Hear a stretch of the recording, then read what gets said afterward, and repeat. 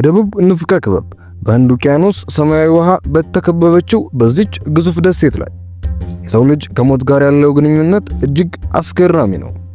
አብዛኛው የዓለም ክፍል ሞትን እንደ መለየትና እንደ መጨረሻ ፍጻሜ ቢቆጥረው፣ እዚህ ግን ሞት የረጅም ጉዞ አንድ ምዕራፍ ብቻ ተደርጎ የሚወሰድ ነው። መቃብር የዝምታ ስፍራ ሳይሆን ሕያዋንና ሙታን በየጊዜው የሚገናኙበት የቃል ኪዳን ስፍራ ነው።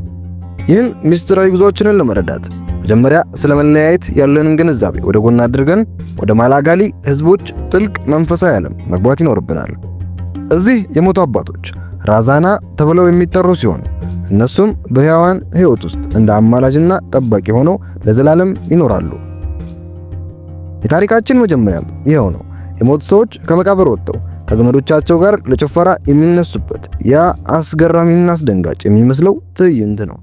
ታዲያ የዛሬዋ መዳረሻ ሀገራችን አፍሪካዊት ትሁን እንጂ ምንም አይነት ድንበርተኛ ሀገር የሌላት ራሷን የቻለች የአፍሪካ ትልቋ የደሴት ሀገር ማዳጋስካር ናት። የዚህ ታሪክ እምብርት ፋማዲያና ወይም የአጥንት መገለባበጥ ተብሎ የሚጠራው ጥንታዊና ድንቅ የሆነው የማዳጋስካር ደጋማ ነዋሪዎች ባህላዊ ስርዓት ነው።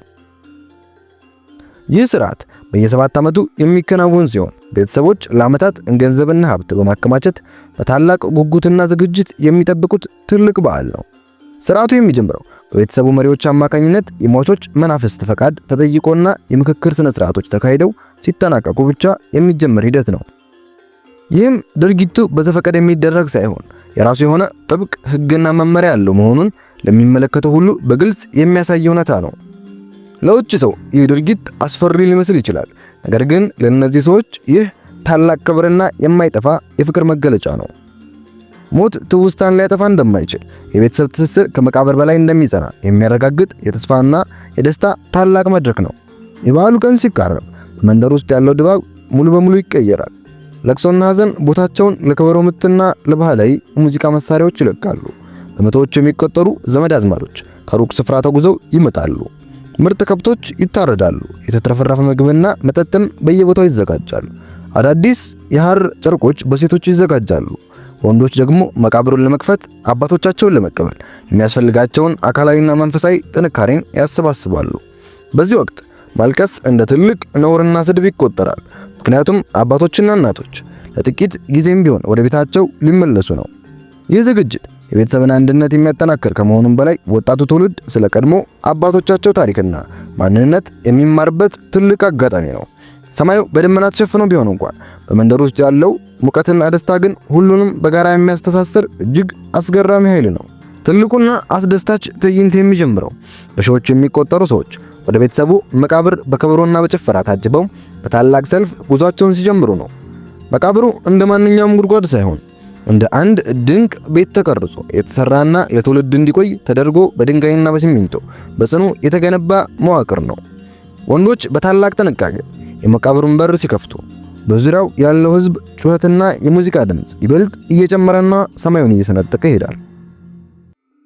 የሙታን አስክሬኖች በታላቅ አክብሮትና በጥንቃቄ ከመቃብር ውስጥ ወጥተው ወደ ፀሐዩ ብርሃንና ወደ ሕያው ዓለም ዳግም እንዲወጡ ይደረጋል። እያንዳንዱ አስክሬን በቤተሰቡ ዘንድ በስም ይጠራል። ልክ እንደ በሽተኛ ወይም ለረጅም ጊዜ እንደጠፋ ሰው በፍቅርና በናፍቆት አቀባበል ይደረግለታል። ይህ ቅጽበት በቃላት ሊገለጽ የማይችል ከፍተኛ ስሜት፣ መነቃቃትና የደስታ ድባብ የሚፈጥር ሲሆን በሕያዋንና በሙታን መካከል ያለውን ግንብ የሚፈርስበት ሰዓት ነው። አስክሬኖቹ ከወጡ በኋላ በቤተሰብ አባላት ጭን ላይ ይደረጋሉ። ዘመዶችም በእጃቸው እየዳሰሱና እያቀፉ ከልባቸው የሚፈልቁ የናፍቆት ቃላትን በጆሮአቸው ይነግሯቸዋል። ከዓመታት በፊት የሞተች እናት በልጆቿ ትታቀፋለች። አያት ደግሞ አይቷቸው ለማያውቁት የልጅ ልጆች በታላቅ ክብርና ኩራት በሰው ፊት ይተዋወቃል። ይህ ስርዓት የሰው ልጅ ከሚወደው ሰው ጋር ያለውን ግንኙነት ሞት እንኳን ሊያቋርጠው እንደማይችል በተግባር የሚያሳይ እጅግ ልብ የሚነካ ስርዓት ነው። ሰዎች ለሟቾቹ የቤተሰቡን አዳዲስ ዜና ይነግሯቸዋል። ልጅህ አግብቷል፣ ቤት ሰርተናል፣ አዲስ የልጅ ልጅ ይሄ ነው እያሉ ታሪካቸውን ይናገራሉ። ይህም ሙታንን አሁንም የቤተሰቡ ንቁ አባላት እንደሆኑና በሕያዋን ሕይወት ውስጥ ትልቅ ቦታ እንዳላቸው የሚያረጋግጥ የማህበረሰቡ ጽኑ እምነት መገለጫ ነው። በዚህ ሂደት ውስጥ የሚታየው ፍቅርና መተሳሰብ ለውጭ ተመልካች የሚያሳየውን የድንጋጤ ስሜት ወዲያውኑ ወደ አድናቆት ወይም ወደ መገረም ይቀይረዋል። ቀጥሎ የሚመጣው ደረጃ ላምባ የተባለውን ውድና አዲስ የሐር ጨርቅ በሟቾቹ አስክሬን ላይ የመጠቅለልና የቆየውን አሮጌ ጨርቅ የመቀየር ስነ ስርዓት ነው። አዲሱ ነጭ የሐር ጨርቅና ንጽህናንና አዲስ ሕይወትን የሚወክል ሲሆን ሟቾቹ በመንፈሳዊ ዓለም ያላቸውን ክብርና ደረጃ ከፍ ለማድረግ የታሰበ ነው። እያንዳንዱ የቤተሰብ አባል በጨርቁ ላይ ስሙን ወይም ፍቅሩን እና ሌሎች ቃላቶችን ሊጽፍ ይችላል። ይህም ከሟቾች ጋር የሚላክ ዘመናዊ መልእክትና ትዝታ ሆኖ ያገለግላል። ጨርቁን በሚጠቀልሉበት ወቅት የሟቹ አጥንቶች እንዳይሰበሩ ወይም እንዳይጎዱ እጅግ በጣም በከፍተኛ ጥንቃቄና ጥበባዊ አያያዝ ይደረግላቸዋል። ይህም ተግባር ሟቾቹን እንደ ግዑዝ አካል ሳይሆን እንደተከበረና ስሜት እንዳለው ሕያው ፍጡር አድርጎ እንደሚመለከቷቸው የሚያሳይ ትልቅ ማስረጃ ነው። አዲሱ ልብስ ከተለበሰ በኋላ አስክሬኑ ይበልጥ ያምራል። በቤተሰቡ ፊትም እንደ አዲስ ተወልዶ እንደመጣ እንግዳ በታላቅ ኩራትና በደስታ ይታያል። ከዚያም ታላቁ የጭፈራ ስነ ስርዓት ይጀምራል። አስክሬኖቹ በሰዎች ትከሻ ላይ ተጭነው ከህዝቡ ጋር አብረው በሙዚቃ ታጅበው በደስታ መደነስና መዞር ይጀምራሉ። ይህ የጋራ ደስታ ሙታንና ሕያዋኑን ለአንዴና ለመጨረሻ ጊዜ አብረው እንዲዝናኑና የህይወትን ጣዕም እንዲቀምሱ ለማድረግ የታለመ ባህላዊ የፍቅር መገለጫ ነው። በሺዎች የሚቆጠሩ ሰዎች በአንድ ላይ ሆነው እየዘፈኑና እየጨፈሩ መቃብሩን 7 ጊዜ ይዞራሉ። ይህም የዓመታቱን ውደትና የህይወትን ቀጣይነት የሚያመለክት ነው። በዚህ ወቅት የሚሰማው ሳቅና የደስታ ጩኸት ሞት ያመጣውን ሐዘንና የመለያየት ስቃይ ሙሉ በሙሉ የሚያጠፋና በትዝታ የሚተካ ድንቅ ኃይል አለው። ትናንሽ ሕፃናትም ሳይፈሩ ከአያቶቻቸው አስክሬን ጋር አብረው ይጨፍራሉ። ይህም ሞትን እንደ ጠላት ሳይሆን እንደ አንድ ተፈጥሯዊ ሂደት እንዲቀበሉት ያደርጋቸዋል። ይህ ጭፈራ በመንፈሳዊና በቁሳዊ ዓለም መካከል ያለውን ድንበር የሚያፈርስ ፍቅርንና አንድነትን ከሁሉም በላይ የሚያስቀድም ታላቅ የማህበረሰብ ባህል ነው። የዚህ ባህል ሌላኛው ገጽታ በማዳጋስካር እየተስፋፋ ካለው ዘመናዊነትና ከተለያዩ የውጭ ሃይማኖቶች ጋር ያለውን ውስብስብና አወዛጋቢ የሆነ የረጅም ታሪክ ግንኙነት ነው። ክርስትና ወደ ሀገሪቱ በገባበት ወቅት ብዙ ሚስዮናውያን ፋማዲያናን እንደ ጣዖት አምልኮና እንደ አንድ ያልተገራ ተግባር በመቁጠር ሙሉ በሙሉ ለማጥፋት ሞክረዋል። ሆኖም የማላጋሌ ህዝብ የነበረውን ጽኑ እምነትና ባህል ለመተው ፈቃደኛ አልነበረም። ይልቁንም አዲሱን ሃይማኖት ከጥንታዊ ባህሉ ጋር አዋህዶ አቆይቶታል። ዛሬ ብዙዎቹ የማዳጋስካር ካቶሊኮችና ፕሮቴስታንቶች ፋማዲያናን እንደ ሃይማኖት ስርዓት ሳይሆን እንደ አንድ ባህላዊ ግዴታና የቤተሰብ መገናኛ በዓል አድርገው ያከብሩታል። ይህም ባህሉ ምን ያህል ጠንካራ እንደሆነና በማህበረሰቡ ልቦና ውስጥ ምን ያህል ስር የሰደደ መሆኑን የሚያሳይ ትልቅ የታሪክ ማረጋገጫ ነው። በቅርብ ዓመታት ደግሞ የጤና ጥበቃ ባለሙያዎች ፋማዲያናን ከተለያዩ ተላላፊ በሽታዎች መስፋፋት ጋር በማያያዝ ከፍተኛ ስጋትና ተቃውሞ ሲያቀርቡ ይስተዋላል።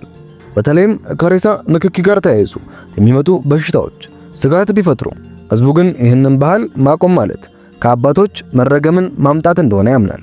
መንግስት አንዳንድ ገደቦችን ለመጣል ቢሞክርም በገጠር መንደሮች ውስጥ ያለው የባህል ጥንካሬ ግን ሁሉንም ህግጋቶች ተቋቁሞ ስርዓቱ እንዲቀጥል አድርጎታል። ሰዎቹ የሟች አጥንት መንካት በሽታን ሳይሆን በረከትንና ጥንካሬን እንደሚሰጥ ስለሚሰማቸው ሳይንሳዊ ማስረጃዎችን ከባህላዊ እምነታቸው በታች አድርገው ያያሉ። ይህ ሁኔታ በዘመናዊ የጤናና ሳይንስ በጥንታዊ የባህል እሴቶች መካከል ያለውን ትልቅ ግጭት የሚያሳይ ነው። መፍትሄውም የህዝቡን እምነት ሳይነኩ ጥንቃቄ ማድረግ ነው። ይህም ባህል በጊዜ ሂደት ውስጥ ራሱን እያሻሻለ እንጂ ሙሉ በሙሉ እየጠፋ እንደማይሄድ የሚያመለክት አስገራሚ የታሪክ ጉዞ ነው። በመጨረሻም ከማዳጋስካር ደጋማ ቦታዎችና ከመቃብሮቹ ዝምታ የምንማረው አንድ ትልቅ እውነት አለ። ፋማዲያና ከውጭ ለሚመለከተው ሰው አስደንጋጭ የአጥንት መገለባበጥ ስርዓት ቢመስልም ለባለቤቶቹ ግን ሞትን ድል የነሳ የፍቅርና የትዝታ ድልድይ ነው። ይህ ታሪክ የሚያስተምረን የሰው ልጅ መለያየትና መረሳትን ምን ያህል እንደሚጠላ ነው። እንዲሁም ለቀደሙት አባቶቹ ያለውን የአክብሮት ጥልቀት ነው። ዛሬ ዓለም በዘመናዊነትና በቴክኖሎጂ እየተቀረጸችበት ባለችበት ወቅት የማላጋሊ ህዝቦች ሰው የሚሞተው በትውልድ ዘንድ ሲረሳ ብቻ ነው የሚለውን ጥንታዊ ፍልስፍናቸውን አጥንተው ይዘዋል። መቃብሮቹ በድጋሚ ሲታሸጉና መንደሩ ወደ ሰላማዊ ዝምታው ሲመለስ በሰዎቹ ልብ ውስጥ ግን አዲስ የተስፋ በረከትና ስሜት ይነግሳል። የዛሬው አስገራሚ ጉዟችን በዚህ ይጠናቀቃል። ዓለማችን እኛ ከምናስበው በላይ በሚያስደንቁና እጅግ በሚያስገርሙ ምስጢራዊ ታሪኮች የተሞላች መሆኗን በድጋሚ አይተናል።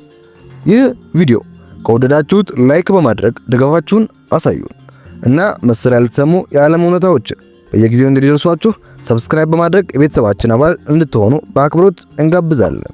በተለይ ለጓደኞቻችሁ፣ ለወዳጅ ዘመዶቻችሁ ሼር በማድረግ ይህ ዕውቀት ለብዙዎች እንዲደርስ የምታደርጉት ጥረት ለቻናላችን ጥንካሬ ትልቅ አስተዋጽኦ ይኖረዋል።